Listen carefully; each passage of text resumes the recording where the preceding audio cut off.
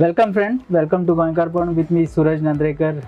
Today we are in the constituency of Cortalim and we have with us our guest for today is none other than Alina Saldanha, the former Environment Minister in the government of Manohar Parrikar and Lakshmikant Parsekar. Welcome Alina bhai. We are here actually to ask you. You have been in BJP for 2 terms. That's right. Now this is the first time you are going to the people asking for votes on broom symbol. How has been the response from the people? I think the response has been very positive because it appears that everybody is looking for a change. And I think the basic reason for this is that initially the people of my constituency were pro-BJP, especially during the first term when the BJP, I have to speak the truth, so the BJP did a lot of development, okay? And then somehow in the second term, things changed. Projects that were being brought into the state were anti-Goa and anti-people. And I think that is the basic reason why people want a change. Because if you look at the projects that the BJP government have been trying to, forcefully bring into the state against the will of the people, projects like doubling of the Southwestern Railway track. Now, this is a project that any Tom, Dick and Harry will say is destructive in nature because it's going to destroy the homes of the people. It's going to literally throw the people out of their houses. It's going to pollute the environment because basically the second track is meant for the transport of coal. Okay, as it is, we are handling coal. People are suffering. If you go to some of the villages of the south in my constituency, if you just rub your hand on the windows of the houses, your hands turn black. That only indicates the coal dust pollution. And the people tried in different ways, and I, being a representative of the people, I tried in different ways to make the government realize that this project cannot be termed as development because this project, doubling of the Southwestern Railway track, is destructive in nature. And it went on, the highway through the Mahavir Wildlife Sanctuary, destroying the forest area. Then lot of things, the Sagarmala project, where waterways are to be used. I don't mind waterways being used, but what about, construction of roads in certain areas along the coast? I know our coast has our beaches. And our beaches are known all over the world. I think tourists from all over the world come to Goa specifically to enjoy the beaches. And are we going to destroy all this? Ma'am, but you were the Environment Minister till 2017 yes. of Goa. Did you not know these projects were coming in Goa? I have fought against them. I have made my stand very clear. I have spoken on the floor of the House. I have written about it. In fact, with respect to the 3 linear projects, I think I was the only MLA who was very vocal. Only MLA of the ruling that was very vocal about the destruction the 3 linear projects would be, causing to Goa and the people of Goa. Because I'm talking about this double tracking had started from 2010. It was approved then. After that, you became the Environment Minister of Goa. During that time, Manohar Parrikar was also at the center. Did you talk to Parrikar then, and what was his response? If you did? I think we did dialogue quite a bit on these issues, and it was precisely for this that Sir Parrikar had said that doubling would happen only up to Majorda. Okay, and believe me, I have walked the entire route of the existing Southwestern Railway track, and I know exactly where the houses are located. Okay, and that was it. But now, what is the intent of the government? To bring the Southwestern Railway track throughout the south of Goa, through the villages, through the various constituencies of the south, and in case of my constituency, I mean the constituency that I represented, Cortalim constituency, it is going to cause literally total destruction. People will not be able to live in those houses. You know what? I was so shocked when I realized, the consequences of this project. That I spoke to the Honorable Chief Minister. I requested him to come on the tracks, and he was good enough to come. And before he came, I spoke with the manager of the Southwestern Railway and I asked them, what is the distance that is required to lay the second track? And I was told very definitely that from the center of the existing track, you need 14 meters to lay the second track. 14 meters towards the houses. So what I did before the Honorable Chief Minister could come onto the tracks in the villages of my constituency, I marked where the second track would land. And to my horror, the track lands inside the compounds of the houses. In some cases, the track lands on the veranda of the houses, especially these new houses, If you go to the village of Pale, there is already a track on the hill, and below the hill are the houses.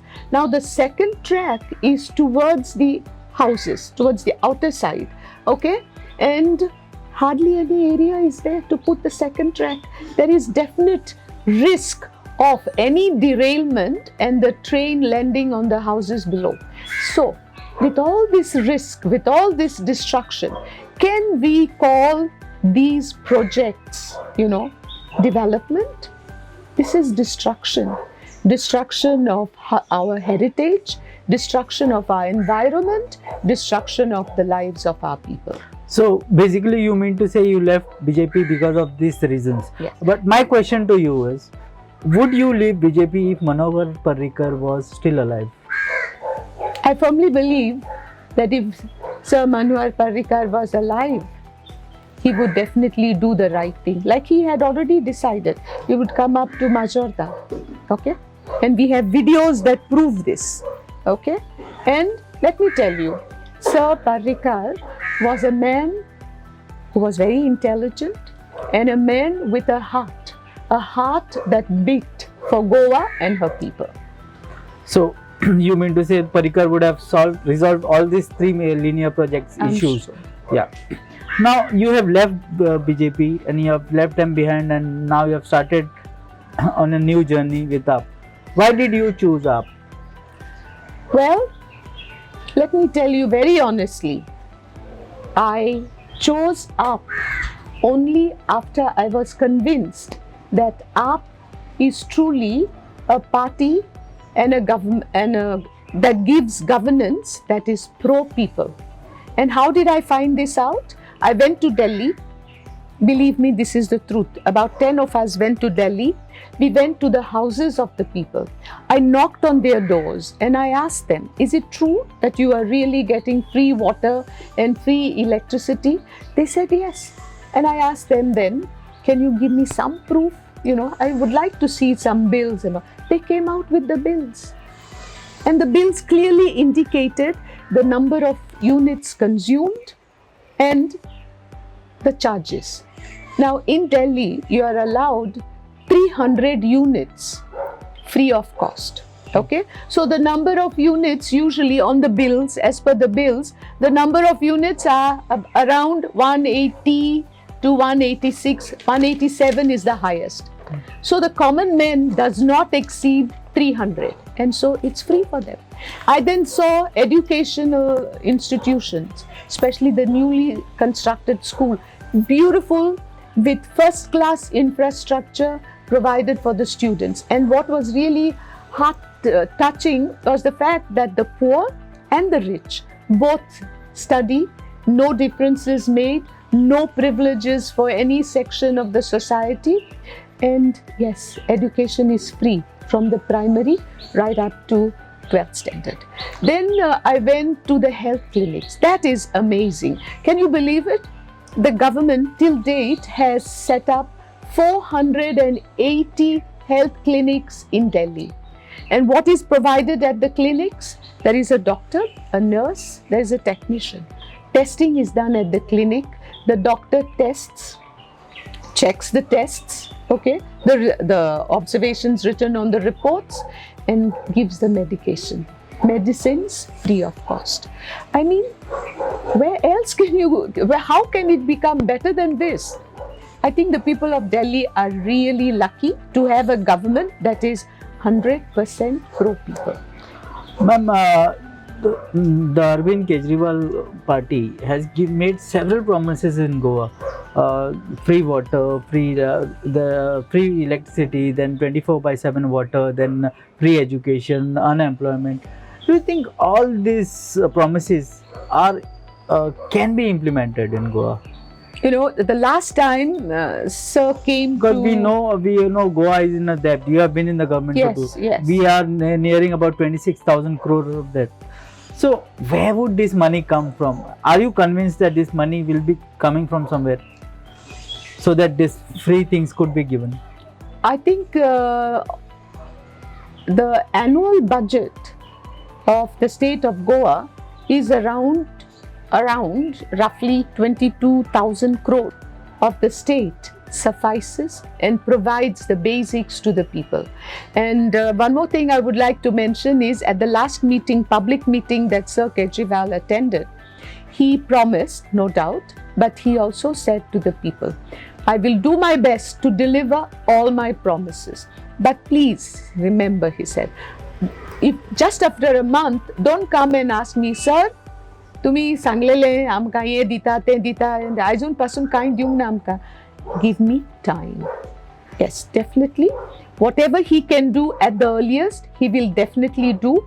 And certain projects or certain promises made need time to be fulfilled. Ma'am, your constituency is very close to the Goa airport. Yes. Yeah, it's in the center of actually Goa, we can say. Now the thing is between North and South Goa. Now the thing is, this constituency, there are many things where the development is not done. People are still struggling for basic amenities like water, electricity. There are problems in many places. So why have this not happened in your 2 terms? Why these issues have not been solved? We have been following. Let me tell you one more thing, okay? Now, when we construct, okay, if you go to one area, just one area in the constituency, MES area, and if you look at the housing colonies over there, okay, it is like a mushrooming Concrete jungle. Okay. Now, what is happening is every builder has the responsibility to ensure that basic amenities are put in place. Okay. Unfortunately, the builders have not fulfilled their responsibilities, and yet the respective panchayat has given them occupancy, and the builder has gone scot-free. And I know this for a fact because at least 6 housing colonies from MES area have come to my office asking me for help, and I have called the PWD department, all the engineers concerned. We've had so many meetings with them, and now the PWD has promised to put in place the basic amenities, but they have to pay for it. Actually, whose responsibility was it? It was the responsibility of the developer, isn't it, of the builder? But the builder has gone scot-free because the panchayat, and basically Sankwal Panchayat, of which Girish Pillai was the Sarpanch, failed in its responsibility to ensure that the builder fulfills its responsibilities before it is granted occupancy. That is one of the basic reasons why, see, there is a limit also, to all amenities. There is a limit. Now, housing colonies are mushrooming left, right and center. And that's why I always say I'm a member of the PDA, and I always am very cautious, as far as granting permission is concerned. And then I'm criticized for that. Now, why am I cautious? I'm cautious because I know how much people, the residents of the existing housing colonies, are suffering at the moment, and yet we just want to pass every project, which is not correct. Ma'am, your constituency has maximum number of migrants, if I'm not wrong. Now, this man, Girish Pillai, is considered as their person, and now this migration is a problem everywhere. How are you going to, and these people actually were asking, have been demanding their housing colony, which was supposed to be done, and the previous governments have promised that they will be given colonies. What is your stand on this? Well, let me tell you, I was the chairperson of Goa Rehabilitation Board. Yeah. And one of our main projects that we were focused upon was providing proper housing, and at the same time ensuring that land can be saved. Because if you go to this area that you're talking about, Zwari Nagar, you will find that houses are sprawled all over. Okay, so what we intended to do is build high-rise buildings, shift them into these units, and then at the same time save the land by vacating the area. That is one part of my thing. One second. And we were so intent on this, the board was so intent on doing this, that we even went to Pune, where such a project was going on at that time. That was during the first term. And we were so full of it when we came back.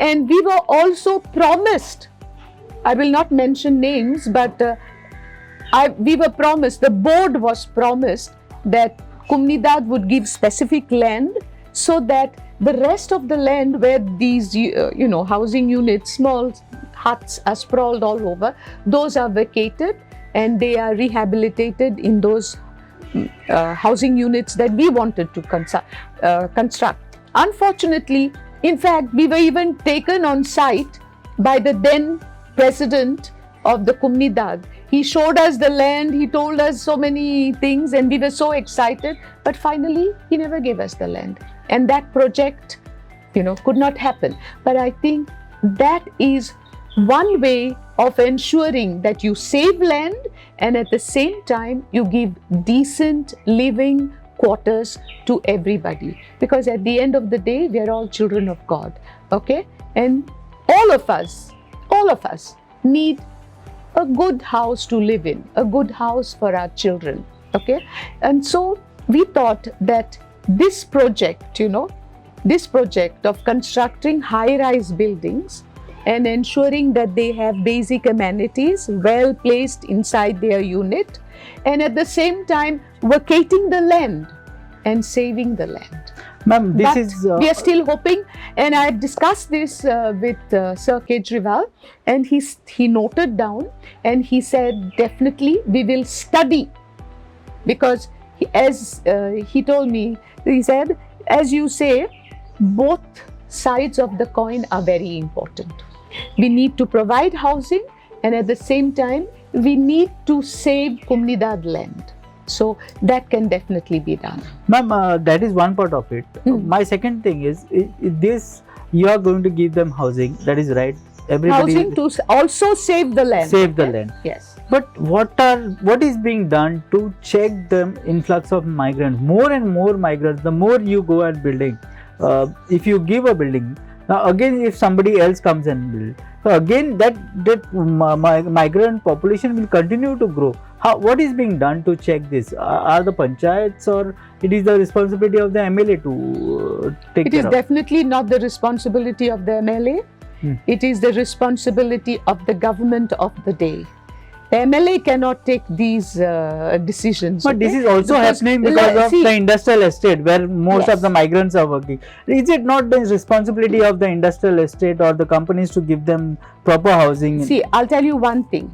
One way of controlling this without hurting anybody would be to have a very definite policy to include, we have the industrial policy, but one way would be to introduce a clause in the industrial policy which states that at least 80% of the employment generated in all these industries should be given to the locals.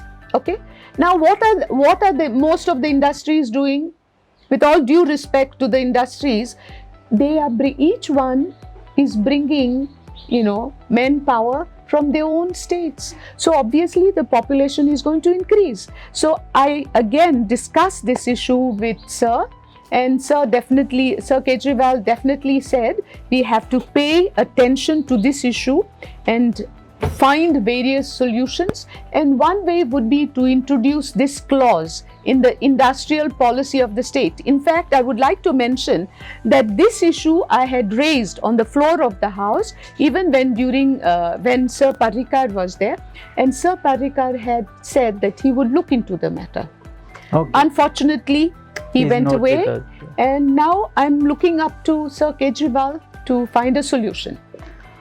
Ma'am, talking about migrants, this time as you must be knowing that your MLA from the neighboring constituency, Movin Godino, has been trying to project Girish Pillai against you on BJP ticket.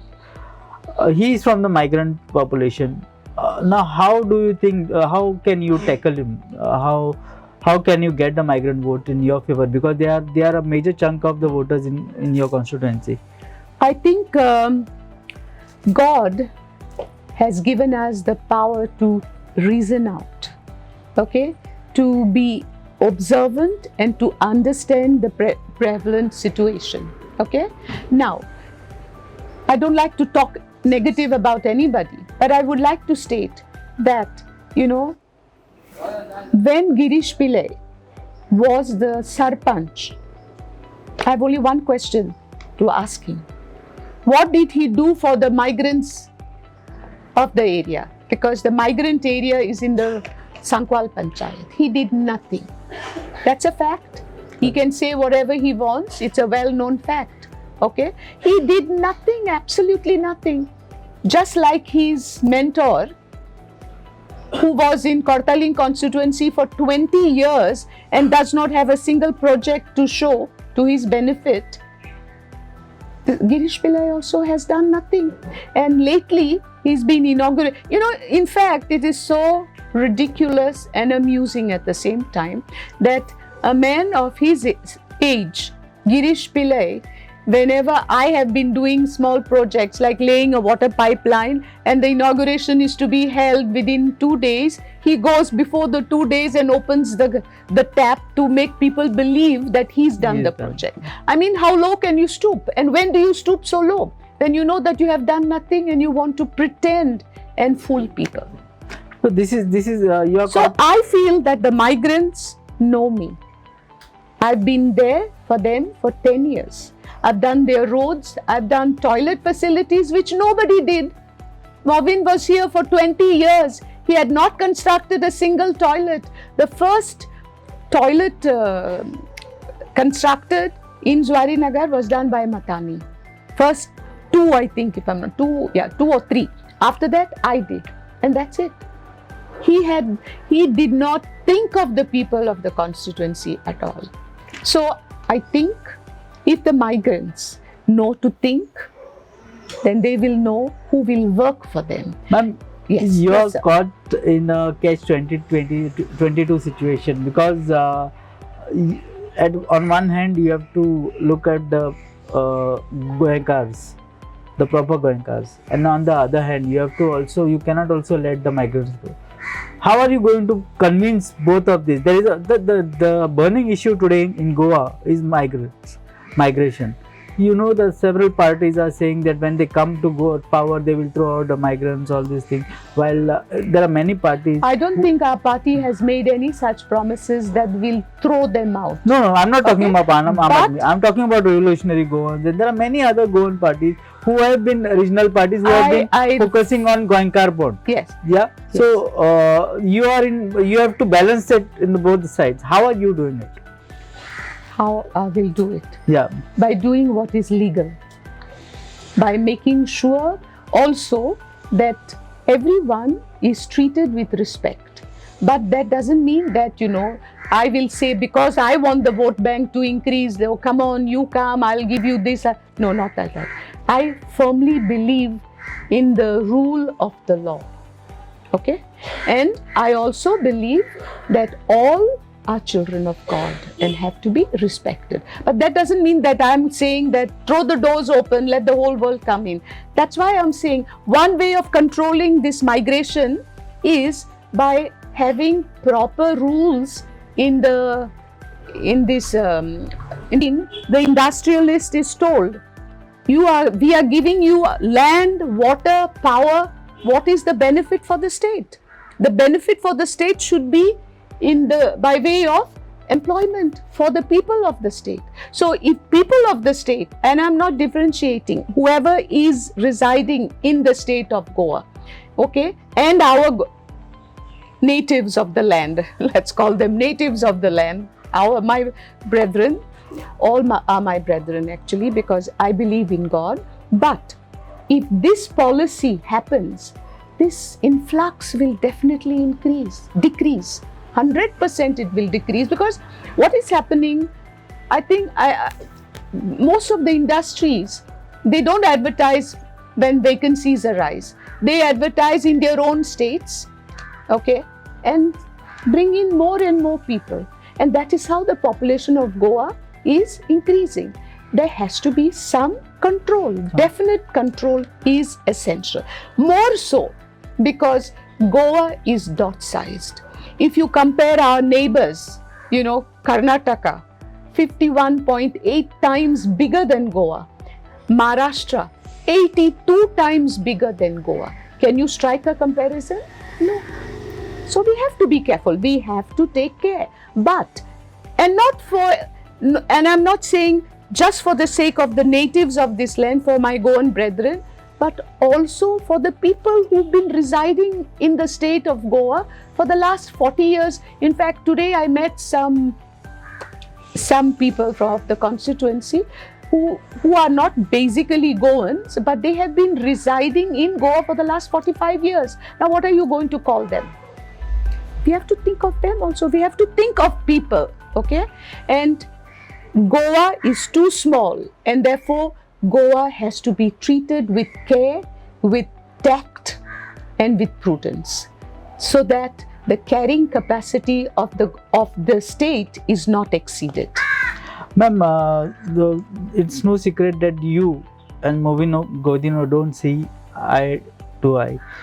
Now the thing is, last time he made a statement that every time there was an election in Cortalim, he had to struggle to get you elected. What do you have to say about it? Those are pipe dreams. He never ever helped me, ever. And this is the truth. Not even once by mistake did we see him trying to assist me. He likes to stake claims. He's free to do that. But the people of the constituency know the truth. People of the constituency, there was he. Maybe unless he was doing it in hiding, I don't know. Maybe he had kept it a top secret that he was helping me. Definitely nobody knows in the constituency that he came to my aid. Not at all. One last question to me, a very pointed one. Mm-hmm. We have seen in last 2-3 months that most of the MLAs who have left BJP are Catholics. Be it Michael Lobo, be it you or Carlos Almeida. Michael was saying that he has been neglected. You spoke about even Carlos said that he was neglected, and you said that you were not heard upon on the environment issues. So what is the reason why? Is it really true the opposition is saying that the Catholics do not get required respect in the BJP? Well, I would say that for me, I am Mrs. Matani Saldanha, the man who loved Goa and struggled to ensure the best for the people of Goa through various agitations to ensure that the wrong is put to a halt. Okay, and in his memory, I firmly believe that I have to protect the environment.